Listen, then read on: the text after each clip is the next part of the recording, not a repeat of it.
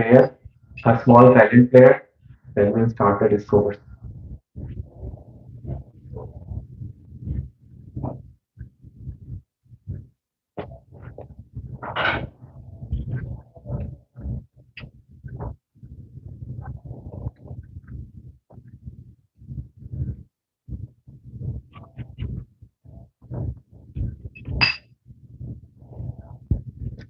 Hare Krishna.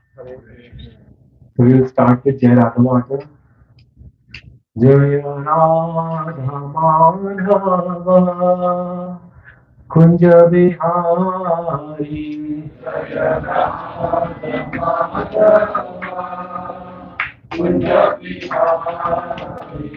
Jai Radha Madhava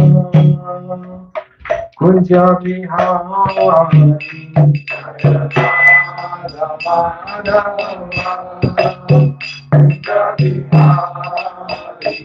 Jaya Gopi Jana Vallabha Nirvaldhari.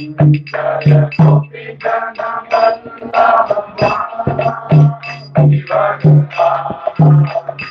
Jaya Gopi Jana Vallabha Nirvaldhari. Jaya Gopi Jana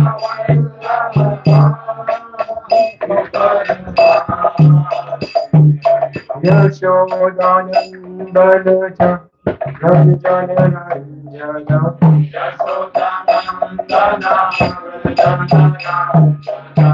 Yashodanandana Rajananandana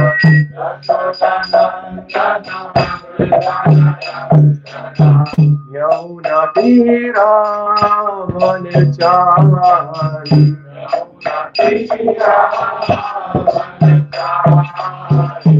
Jaya Radha Madhava Kunja Bihari.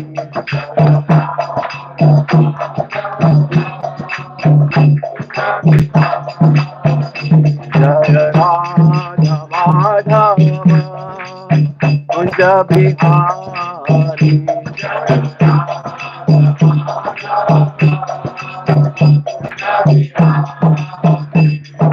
Yashodanandana Rajananandana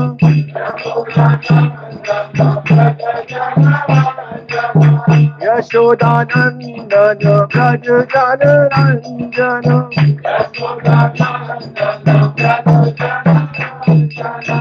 Yamuna Tira Vanachari.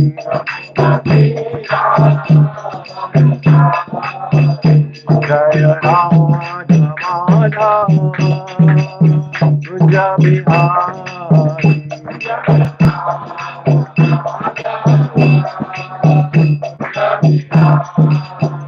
Hare Krishna Krishna Krishna Hare Hare Hare Rama Hare Rama Rama Hare Hare.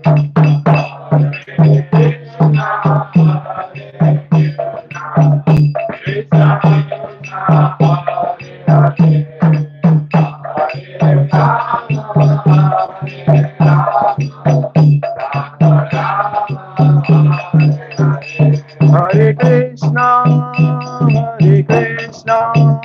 Krishna Krishna, Hare Hare, Hare Rama,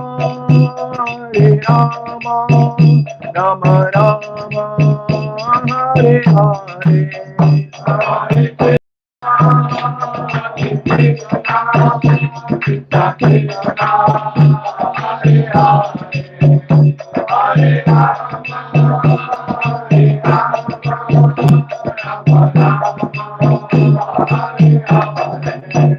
Hare Krishna, Krishna Krishna, Hare Hare, Hare Rama, Rama Rama, Hare Hare. Hare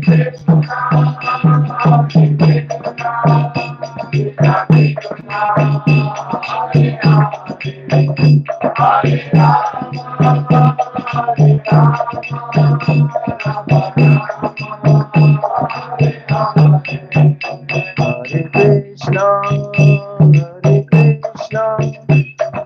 Krishna, Hare Hare, Hare Rama, Hare Rama, Rama Rama, Hare Hare.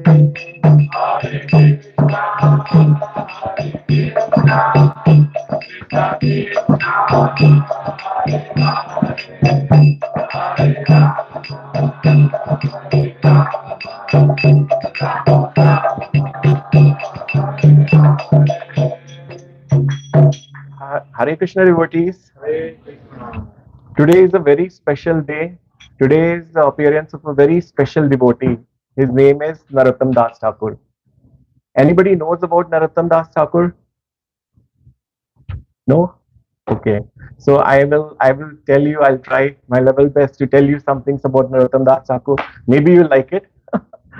So we'll start with a small prayer. We do a Mangala Charan every time we take, like when we speak about our Vaishnavacharyas. So we'll start with that. So if you can sing, you can sing with me.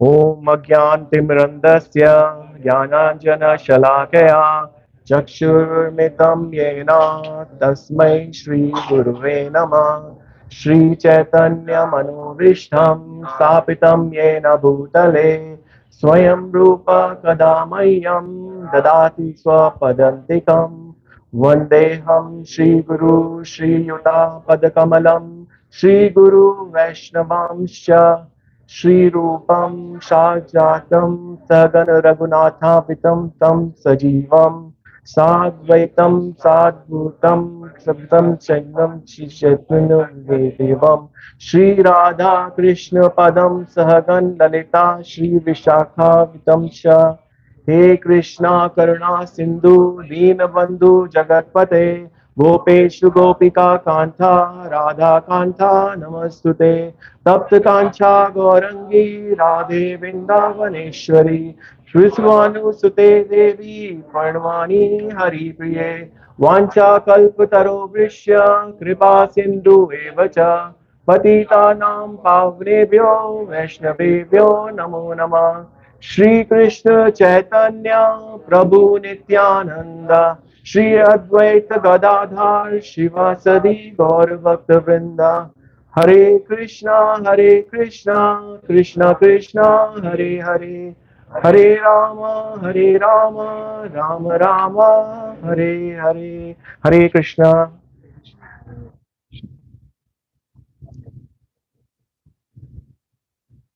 So every story that we read sometimes have a prelude, a section which happened before the story.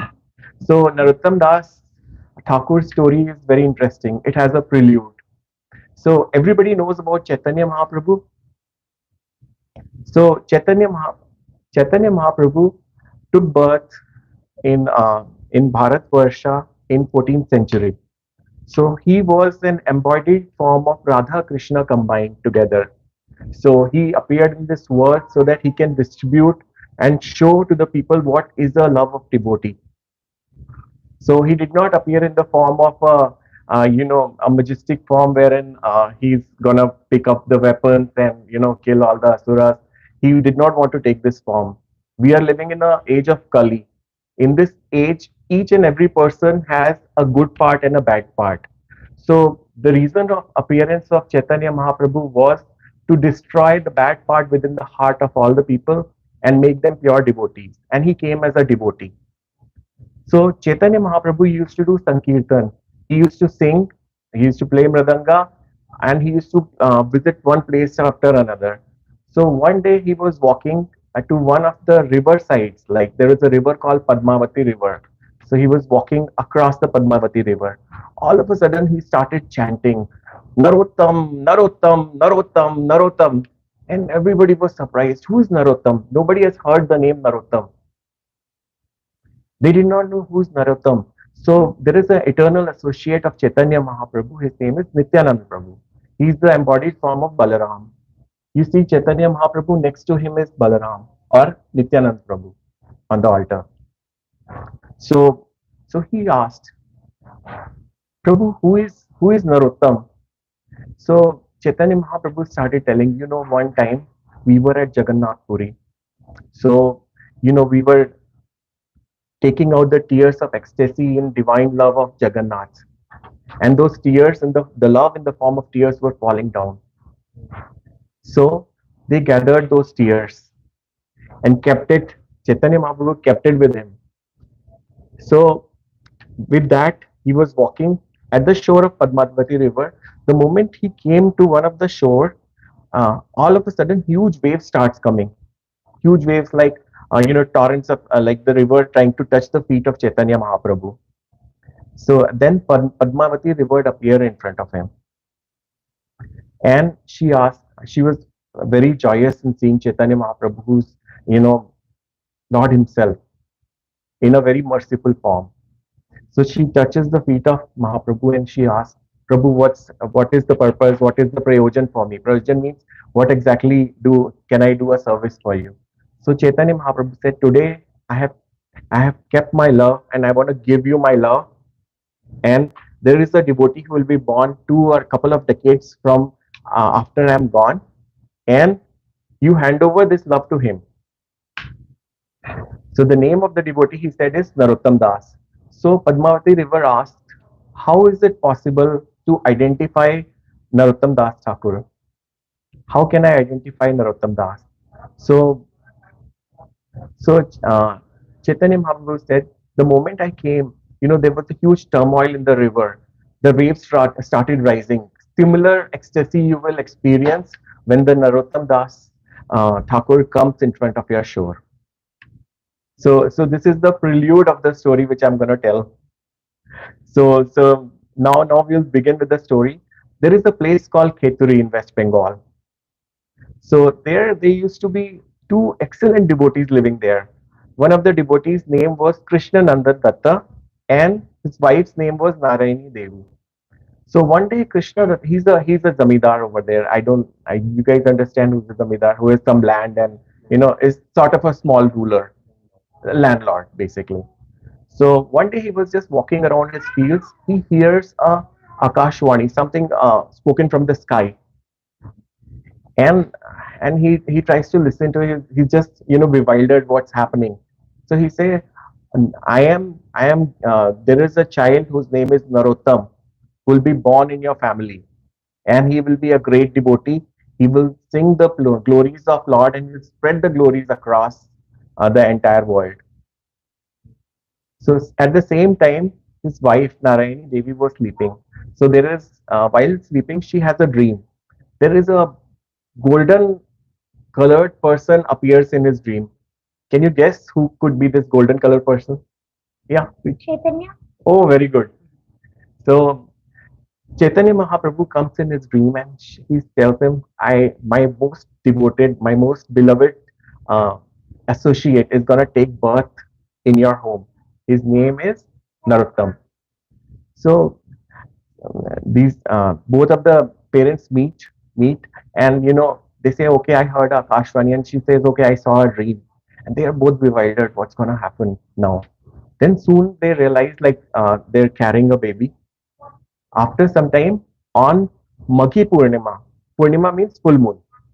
There is a time. It's today, so it should be around February. We don't calculate days on the Indian calendar is not like the normal dates that we calculate. It's based on the lunar and solar cycle both combined. So on the Maghi Purnima, a child is born. This child is beautiful. He's got sharp features. He is Sham Rang. Sham,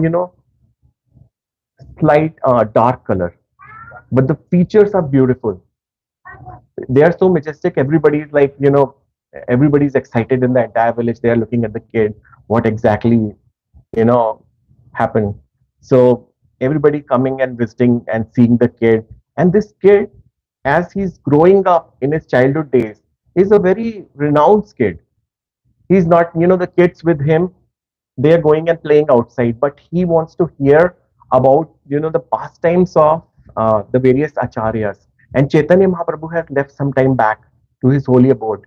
So he's so much interested and so much engrossed in the pastimes of Chaitanya Mahaprabhu, that he's always, he tries to call some holy man in his place and tries to listen from about the Chaitanya Mahaprabhu. So one day what happens is, these are very pious couple. So they keep on getting saints at their home. One day one saint comes and he talks about Raghunath Das Goswami. Who has heard about Raghunath Das Goswami? Okay, you can say something. Okay, so Raghunath Das Goswami was a very, he was from a very rich background. And then he experienced the love of God and he renounced everything. So, and he renounced it to so much, like he was living in Jagannath Puri. So, in the Jagannath Puri, they serve prasadam. Whatever prasadam is left is served to the animals.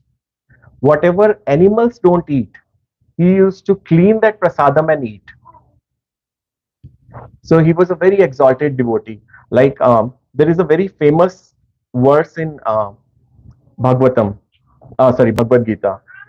What is a daytime for a self-introspective sage is a night for a materialist.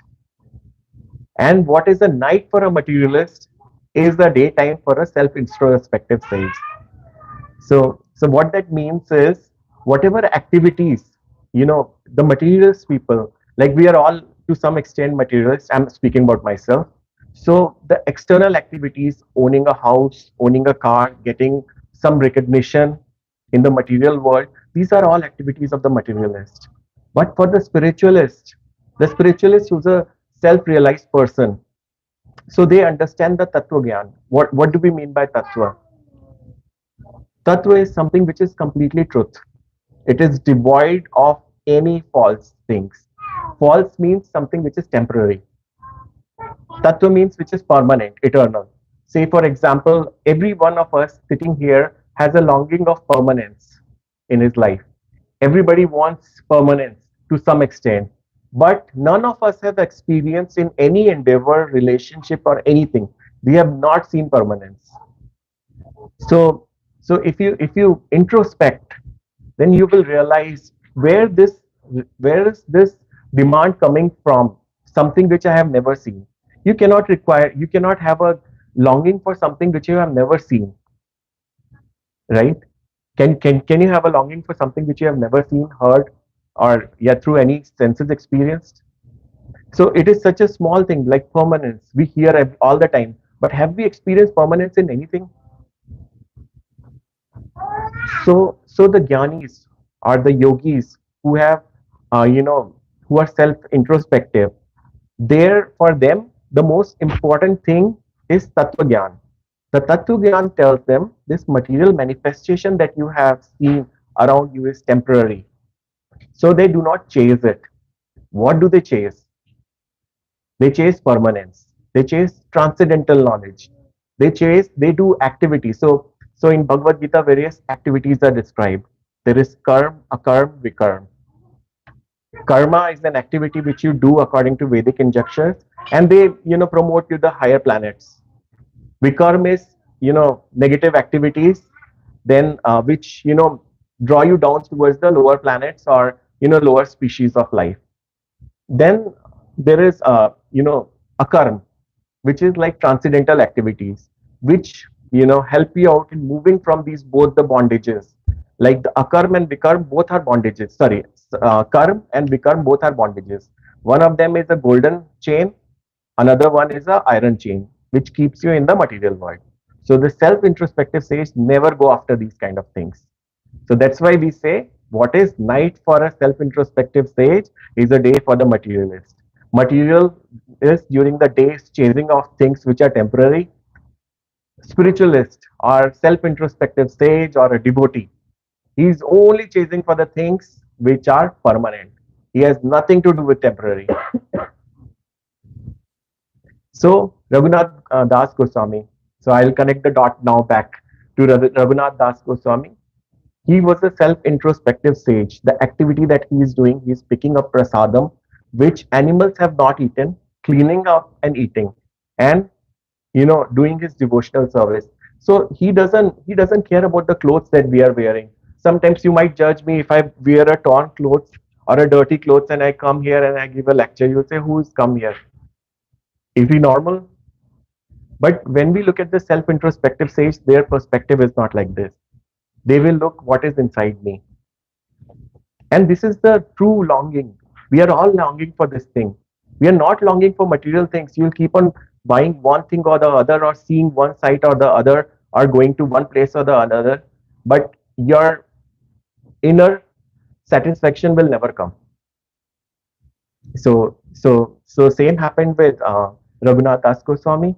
So when he was listening to the words or story of Raghunath Das Goswami, his mother comes to him. He says, I made a very good kheer for you. You know kheer? Sweet meals. So yeah, sweet rice. So she made a very good kheer for him. So then he says, Raghunath Das Goswami would have not eaten the kheer. He will just eat some prasadam, which is, very menial. One day a mother comes, gets a very beautiful cloth, and he says, Mother, Raghunath Das Goswami would have not wear this cloth. Why should I wear?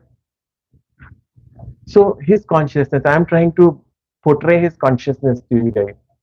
So he was in this particular consciousness.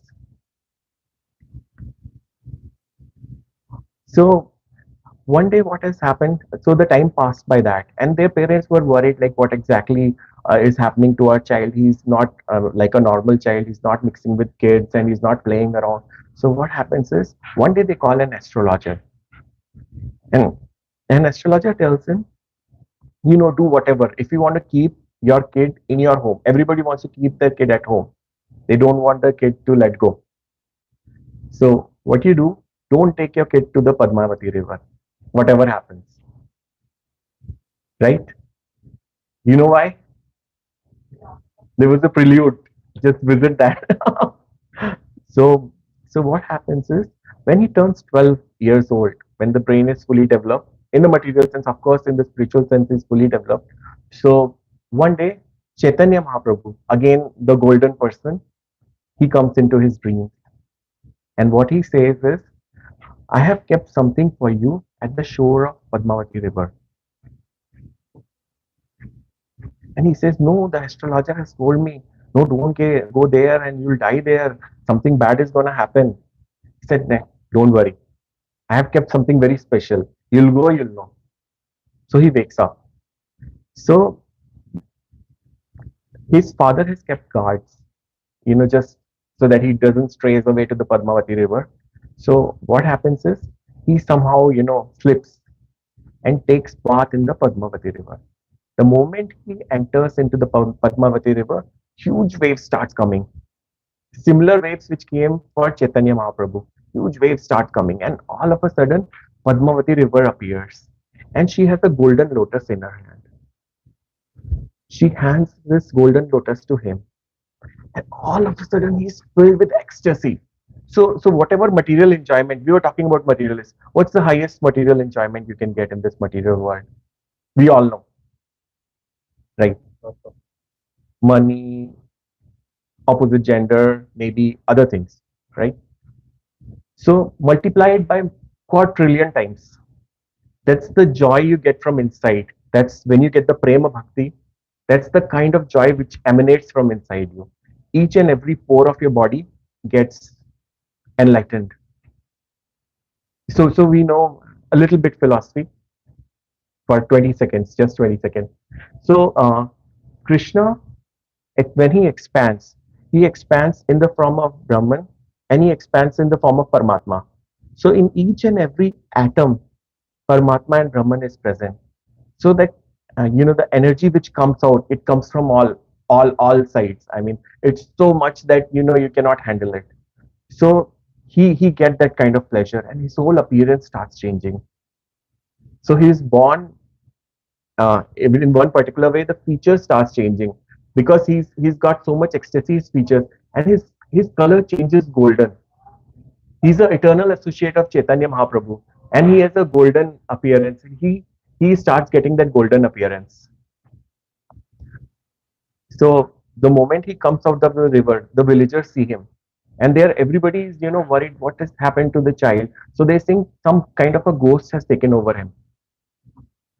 So what they, and he's chanting Shri Krishna Chaitanya, Shri Krishna Chaitanya. He cannot stop his tongue from chanting Shri Krishna Chaitanya, Shri Krishna Chaitanya, Shri Krishna Chaitanya, Radha Krishna nahi anya, Shri Krishna Chaitanya.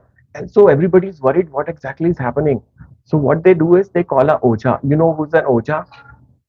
The people who remove ghosts, tantric, exorcists here. So those tantric come to him, and they try so many things. By mistake, one of the tantric touches him. Guess what happens? The moment he touches him, tantric starts Shri Krishna Chaitanya, Shri Krishna Chaitanya, and he's chanting Shri Krishna Chaitanya. That other tantrics are thinking this is like a Brahma Rakshas. He's a Brahma Rakshas, and what has happened? He's taken over, and we are not strong enough to overcome. So other tantrics also come. They also touch here and there, and everybody in the whole room, Shri Krishna Chaitanya, Shri Krishna Chaitanya, Shri Krishna Chaitanya. So everybody gets excited, and then their parents say, okay, we cannot take out this ghost. This is a very gone case. So during that time, Mughals were ruling India. So there was a Nawab under whom all the Zamidars used to report. So that Nawab comes to know about this child, and he says, okay, I want to meet this child. I want to meet this child. And so his father is afraid a little bit because they are the rulers and they can attack the village, and it's not a huge village. There is a Gopalpur area in which they used to live. So it's a small area. So his father is, little worried. He say, okay, I'll send few soldiers and I'll send the child. So he sends certain childs. He sends the child with certain soldiers, and he reaches one place. So one day, he finds a way to escape these soldiers. So he finds a way to escape these soldiers, and he started running. He wants to go to Vrindavan. So during Chaitanya Mahaprabhu's time, there were a lot of Goswamis who were there. You must have heard about 6 Goswamis. So at the time, Jiva Goswami and Raghunath Goswami were still alive. So he tries to escape, and the soldiers find him, and he says, "Your father is gonna punish us if we do not, if you run away." He says, "You can take away my life. I am not gonna stay. Either I am alive or I go." So these soldiers also think like he's saying like this, he's not gonna stop. So they let him go. So he started walking from the West Bengal to Vrindavan. You know how much is the distance? It's a huge distance. Yeah, lot. I mean, so he starts walking, and so Narrotam Das Thakur starts walking continuously, and he faints after some time walking for days and days. He faints. All of a sudden, a young Brahmin comes in and offers him a little milk and little water, and he drinks. And while he's drinking, all his bruises are gone. So he's been walking for so many days. He's got bruises in his legs, and he's not eating. Whatever he's getting, a little bit he's eating. So all his bruises are gone, and he gets his own original form. So Sri Narrotam Das Thakur gets his whole nourishment, and again he reaches Vrindavan now. So when he reaches Vrindavan, he sees one person. He's not too old. He's middle age, and he looks very lot of tej on his face. And he asks, "Who are you?" He says, "I am Jiva Goswami." And Narottam Das Thakur is filled with ecstasy. Oh, I am meeting a eternal associate of Chaitanya Mahaprabhu. So his heart is filled with ecstasy, and he starts crying. And then Jiva Goswami, he takes him to Raghunath Das Goswami. The moment he sees Raghunath Das Goswami, the ecstasy further increases. He fell down on the leg of Raghunath Das Goswami and prays, "Oh my God, my dreams have come true." Imagine you meeting an associate of God in front of you, like you're just associating with them. What kind of ecstasy you'll get? So he's getting that ecstasy. So one day he's in Vrindavan, he gets a dream. Again, Chaitanya Mahaprabhu appears in Narottam Das' dream, and he says, now you need to take initiation, and you will take initiation from a guru. Your guru's name is Lokanath Swami. Has anybody heard about Lokanath Swami? So, so his guru was Lokanath Swami, and Lokanath Swami was a very austere Swamiji. He'll not, he will not uh, interact much. He was like more like a bhajan anandi. He's like self-involved. He was not like Goshti Anandi. He's not meeting too many people. So, so Narottam Das Thakur goes and meets him, and he says, "Okay, please give me initiation. That's the desire of my heart." So Lokanath Swami looks at him and he says, "I am such a poor person. I don't even have proper clothes which I'm wearing, and you are a son of a king, and you have grown up with so much opulence. I am not capable of giving you initiation." He says like that. And his heart breaks down completely. Narottam Das Thakur's heart breaks down. He said, and he's thinking like, what will happen to the words of Chaitanya Mahaprabhu? What exactly is gonna happen? And he's very, very, very worried because of that. So he talks to Jiva Goswami and he says, how can I please a sannyasi? Then Jiva Goswami starts thinking and he says, you cannot please a sannyasi with good clothes. He doesn't care about clothes. You cannot please sannyasi by good opulent food. He says, I have nothing to do with the opulent food. How can you please the sannyasi? Then Jiva Goswami tells him a formula. Why don't you serve him? Why don't you do some service so that your spiritual master will get pleased?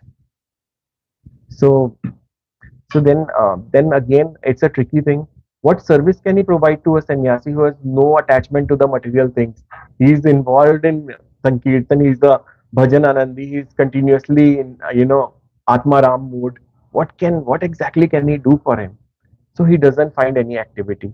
Then one day he is thinking and he says, in villages, people will go for the Nitya Kriyas or daily function, they'll go outside in a field and they'll finish their Nitya Kriyas and they'll come back.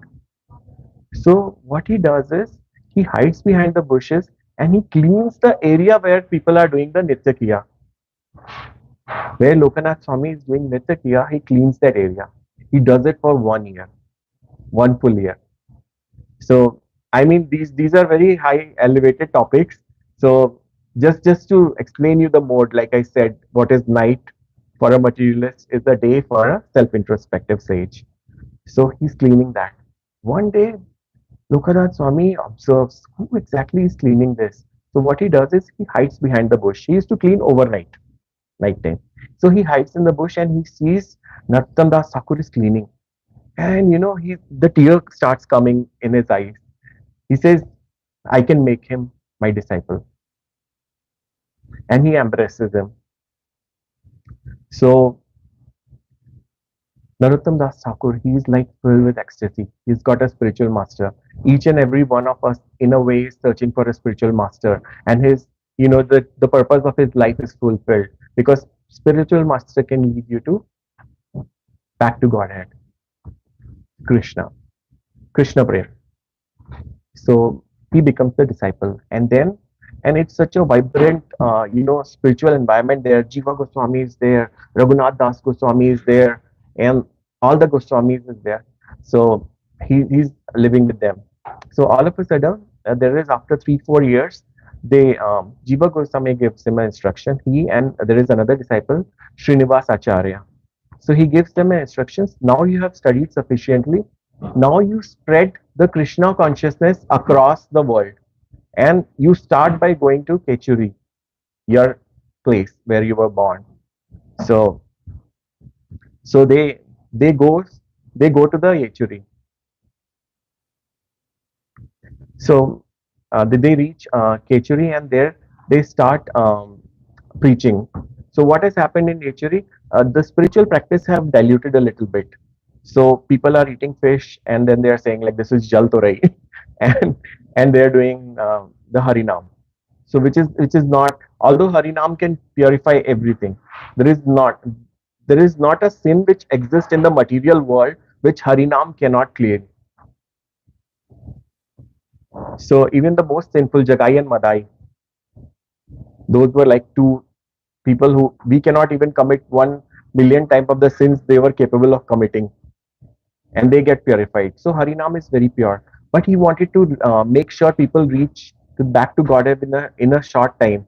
They don't have to wait till the end of Kali Yuga to when the things are horrible. To so there they decide, since there are changes in the teachings and people are following this, they decide to do a huge festival in which they will, the purpose of the festival was to establish some deities. There were there were few deities: Sri Gauranga Deva, Sri Vallabha Kanta, Sri Vraj Mohana, Sri Krishna, Sri Radha, and Sri Radha Ramana. They wanted to establish these deities. They wanted to do the pran pratishtha of these deities. So they they started a huge festival. Now Srinivas Acharya was a he was a very good organizer. He used to organize all these festivals. So Srinivas Acharya told him, like, we need to get the deities of Gaur Nitai made. So when he started make asking people, there is a person uh, who stores the rice at his home. So his name is Vipradas. In his storage, you will find my Vigraha. So these guys go to Vipradas and they ask, okay, we want to go to your storage. And he says, no, no, no, you cannot go to my storage. There are lots of snakes. So that storage has like hundreds and thousands of snakes inside them in the rice sacks. You might have seen old time they used to store and secure the rice like that. So there is a lot of snakes, you cannot go. Then Narrotam Das Thakur says, no, I want to go there. So after when a sage says, nobody can refuse. So he allows him. So he walks, all the snakes moves out from that area. And there was a huge bundle of rice. From that, a beautiful smell was coming out.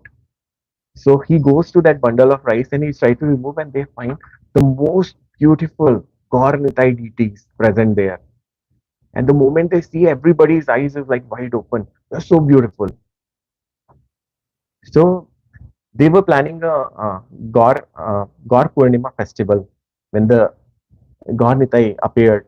So they keep these deities and they invite all the saints. So there is one saint, Janvi Mata. During Nityanand Prabhu is Balram, his wife. She was the initiating guru at that time. Her name was Janvi Mata. So Janvi Mata personally comes there, and then they start a Sankirtan. And that kirtan is so beautiful that from all the deities, different kind of smell starts coming, and people are mesmerized. The Hare Krishna mantra goes in such deep into the consciousness of each and every people. Everybody's crying in the ecstasy, in the mode of ecstasy. And you know, and the kirtan is going on, going on, going on. All of a sudden, what happens? There is a miracle that happens. The Panchatattva appears there. The Nityanand Prabhu, Chaitanya Mahaprabhu, Srivas Thakur, all the 5 Panchatattva appears there. And Janvi Mataji sees Nityanand Prabhu, she walks near him, near Nityanand Prabhu, and all there's a huge reunion, and all the villagers see. So that establishes the knee, the foundation, that establishes the foundation of the bhakti movement. Like the way it was, like people started doing some wrong practices, those were completely uprooted from that area. And the same bhakti movement is right now happening here. So there is a tumultuous Sankirtan, and all, everybody's so excited. Then the Kirtan goes on till the Mangala Arati, morning prayers, and nobody, then Srinivas Acharya, he's the manager. So manager has to keep track of the time, like so they are keeping track of the time. So they say, now you have to stop. Now it's Mangala Arati, right? So everybody stops. Then Janvi Mata herself comes and serves prasadam to all the devotees. So that was Then they spread, Narottam Das Thakur wrote so many poetries in love, in mood of separation. I mean, it's a very deep topic, separation. Will maybe Prabhuji can have a deep class on the mood of separation. So, it's a huge topic. So he wrote all these poetries in the mood of separation from Vrindavan, separation from the Goswamis. So in that mode, Narottam Das Thakur wrote a lot of poetry. And towards the end of his life, he became very recluse. He was very silent, and because the physical body is giving up. So he was like doing kirtan all the time. All the time he's chanting Shri Krishna Chaitanya, Hare Krishna, Krishna Krishna, Hare Hare, Hare Rama, Rama Rama, Hare Hare, Hare Krishna, Krishna Krishna, Hare Hare, Hare Rama, Rama Rama, Hare Hare. And he starts walking, and he's chanting, and he's walking. All of a sudden, he reaches the shore of Ganga River. And in the Ganga River, the moment he's walking, he's again chanting Shri Krishna Chaitanya, Hare Krishna, Krishna Krishna, Hare Hare, Hare Ram, Ram Ram, Hare Hare. His body turns into milk. The whole river turns into milk. That's how he leaves this material world. And in his spiritual world, he's Champak Manjari. He's the eternal associates of Rupa Manjari, uh, providing services to Radharani. So he leaves this material body. So I think it's time. Anybody has any questions?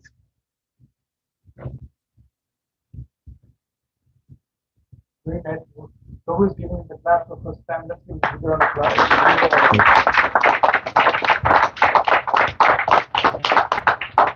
Speak an amazing topic, Narrotam Das Thakur. So, any comments? Yeah, let's go. So, I think you wonderful class. You mentioned Das Thakur took Diksha from Lokanath Goswami, and then took lots of Shiksha more from Sri Goswami and other Goswamis. So a lot of us in this movement may not have direct access to our spiritual master. Most of that is based on instruction. But for more time-place circumstances, we might have to access a Shiksha Guru. But it might be hard because we feel like there might be contradictions or resolving that. So how was Narrotam Das Thakur able to harmonize the instructions of many teachers? That's a very good question. So I'll just have a one answer for that. The Guru Tattva is same, inner lineage. repeat the question. Okay. So he's Prabhuji is asking this question that we have Siksha Guru and Diksha Guru in ISKCON. So Diksha Guru might not be able to give you a Vapu Seva, like the physical body might not be associating with you, or he might not be directly talking to you. But we have an access to Siksha Gurus. So whose instruction will have more impact on our life. So Diksha Guru normally he leaves all the lectures, he writes books, and he'll have lots of lectures through, and a lot of his disciples will have access to the instruction and mode of Siksha Guru or Diksha Guru. And then you have Siksha Guru who keeps on guiding you on the various aspects of bhakti. So, but these are various aspects, but both of these elements, the Guru Tattva is same. Both of them ultimately are trying to teach us the same essence. They are not trying to give us separate things. There is no duality. For pure devotees, the duality does not exist. So there is no difference in the instructions. Mood might be different. Yeah. Did I satisfy? Yes, Prabhuji. Can I add something? Sure. Yeah, this is very practical question. Hare Krishna. Hare. That's fine. I'll speak louder. So, the principles are universal. The preference are local. So, among the Vaishnava Acharyas, there is no controversies. They always reconcile the Siddhanta, the Tattva. The Leela can be changed. Chanting is a principle. If you sit down and stand up chanting depends on your health. Chanting in the morning is preferable. Chanting in the daytime is okay, but even chanting avoided. So there are the preferences which depends on Desa Kalapa, the time, place, circumstances. The principles are universal, and the principles no acharya will not compromise. Any Shiksha is issued, they all has to anonymously has to reconcile and has to what do you call that? The common ground on that. So that's the reason Guru Sadhu Shastra, the three litmus tests is given. So as Prabhu also said, yeah, there is no. Prabhupada also mentioned among the acharyas there is no controversies, there is no differences. But I may not understand. But we have to ask those who can tell us, and then we can understand that. For some reason we cannot, we'll park it for some time, things will come, the day will come where it will be concerned. Because I may not be qualified to know, because they're so deep. It's called Deva Rahasyas. Deva Rahasyas sometimes not like, black and white. It also needs purity and maturity. Sometimes we have to let go, and automatically time will come. Thank you so much, Prabhu, for enlightening us. To that point, is it possible that Guru Sadhu Shastras are May not be on the same page. So it's possible that Guru Sadhu Shastra may not be on the same page. That Guru is giving factual instructions which may go against Shastra. So, like for example, going to the altar of what is the need of the moment. Shastra says, no, these are the qualifications. The Guru says, no, right now this is the let's go. Then you can do this. So now, in that case, who do we follow? No, Prabhuji, please. Yeah, we have Discussing about this week, the same topic. It's not a black and white. So each thing is different. Each case is different. It depends on the state of consciousness of the devotee, a disciple. Only Guru knows who is Shiksha Guru. So there may be sometimes that is only meant for you. You cannot tell somebody else, my Guru said you also do the same thing. Like, example from Srimad Bhagavatam, Priyavrat. He is the brother of Dhruva Maharaj's brother, father. What is his name? Uttanapad. So Uttanapad became a king, he ruled, and his dynasty continued. And then Priyavrat went to forest.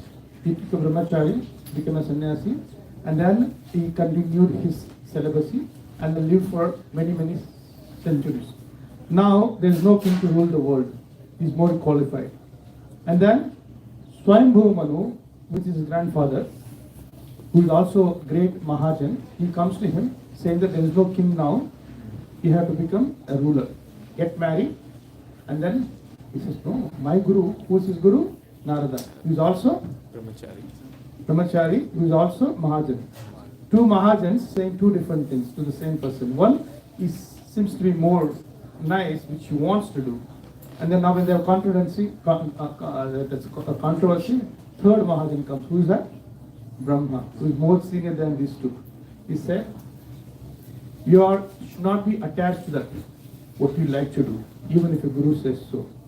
Because it's not what you want to do, it's not what you need to do. The need of the hour is to maintain the order of the world. Then you are the most qualified because you are not looking for the post, you are qualified. If somebody is looking for roles and responsibilities, and then if you give them, they may do it, they are not qualified.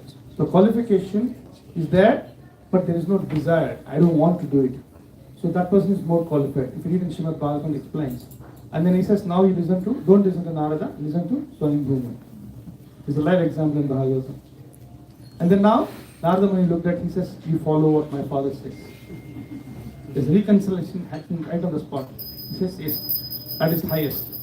So then he married, he ruled the world. So now coming back to the point, the preferences, how to serve may change, principle will never change. That's universal principle. How to serve. If appears to be there is a controversy, then you have to go back to the higher, and then ask, and given this given situation, and then they will be tweaking here and there. So we cannot make generalized for everybody then. That's only meant for that situation, for the particular part. But Kamali Mataji may have more experience in that. She could have seen what Prabhupada did. Maybe she could add something. Pass the mic. No, you don't have to pass the mic. One voice is sufficient. People cannot hear. Hare Krishna. Hare Krishna. What you said is sufficient and well spoken. It's just like with your children. When you have children, you may tell one child to do something and the other child that they shouldn't do that. And there's a reason for that. So just like when I was younger, my mother would always tell me I wasn't old enough. My brother was only 11 months older than I was, but whatever she allowed him to do, I was never old enough to do. And she said, you may not understand now why I am doing what I'm doing with you, but in the future you will appreciate it. So, the instructions are you have general instructions and you have personal instructions. But it's all for your benefit to help you to get closer to Krishna. So everybody is on different levels in their consciousness. And, so you can't treat every person exactly the same way. Hare Krishna. Ramji, do you want to add something based on our conversation?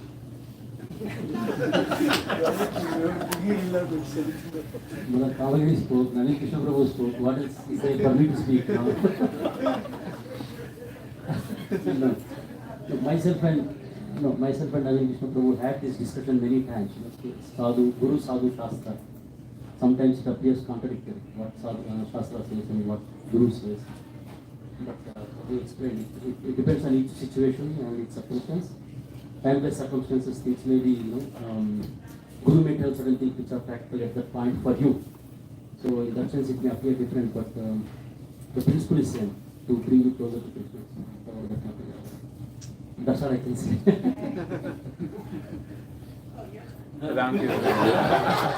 Just seeing any other questions? Any new people who You want would to add have- anything? No, Prabhuji, any new persons who would like to ask questions? Prabhu has a question, Prabhu. Yes, yes. Like just for new people, you said that there are Yeah, after that. Mike.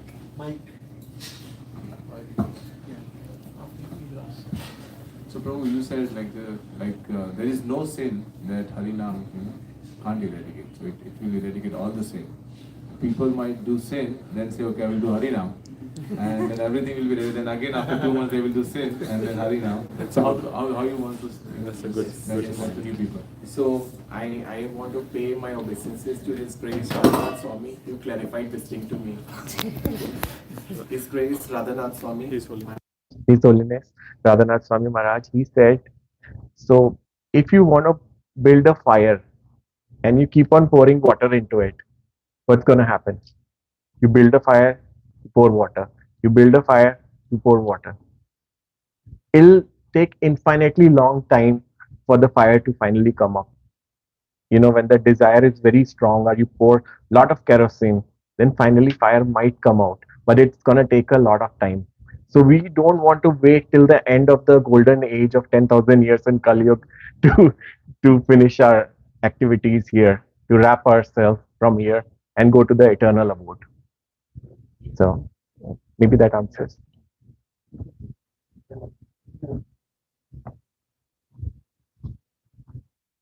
One is what you mentioned about Siksha Guru and disciple. The instruction is need to be very specific to that disciple. But what if like it's the other way around? How can we develop a patience when if you have someone that you are giving instruction and they are not following it? Because as Mataji said, sometimes they don't understand at that particular time. So if you are, guru, how can you develop patience even if your disciple is not following the advice given? Is it question is clear, Prabhuji? Or Yes. The question is clear, but I am not qualified to answer this. I'll pass it to Prabhuji. Right behind us is Mataji.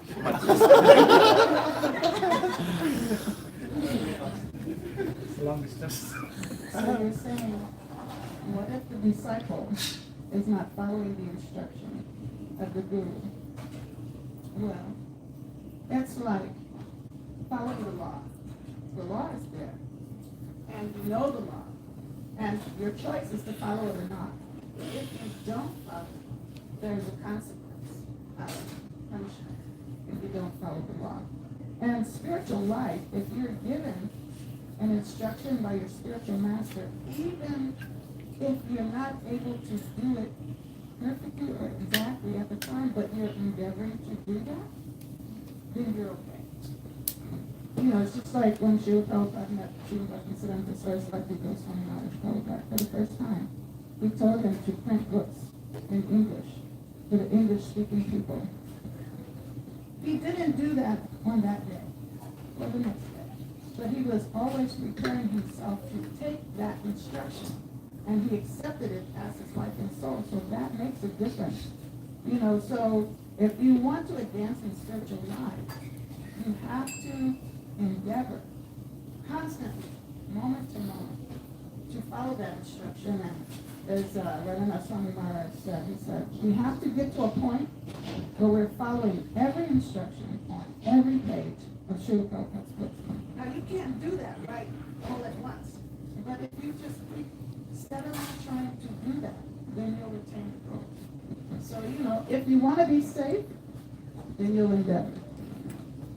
If you don't mind suffering, then, one day you'll get tired of suffering. So it's like, you can tell the child, don't touch the fire, it's going to burn you. Don't touch that fire. But I'm like, but it's so pretty, it's so nice, I want to touch it.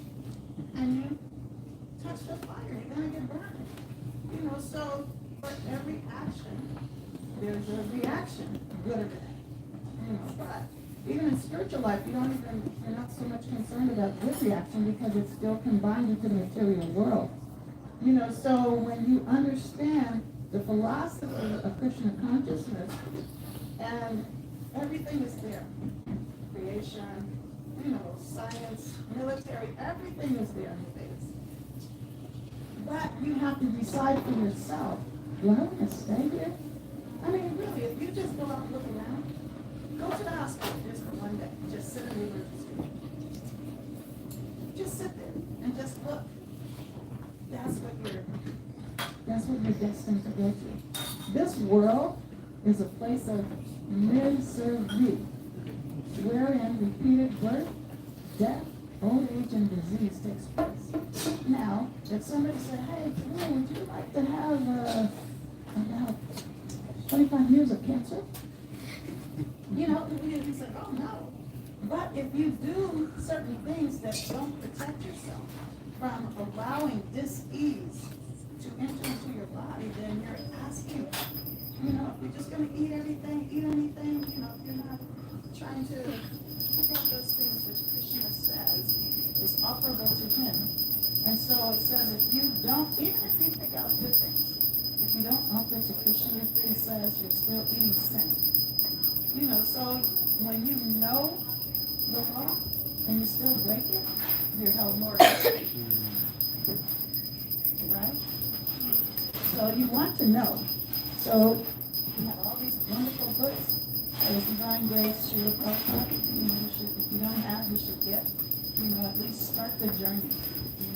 Understanding who you are, why you're here, and how you can get out.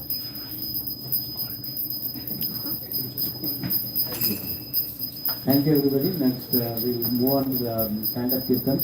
And thank you, Amit Prabhu. Yes, sir. Prabhu ki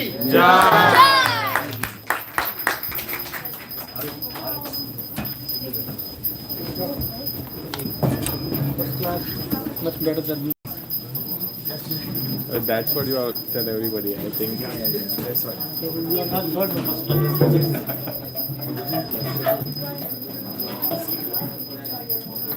जय श्री श्री राधा नटवर भगवान की जय।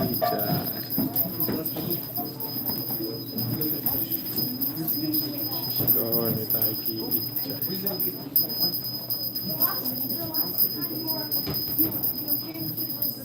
जगन्नाथ बलदेव सुभद्रा माई की जय।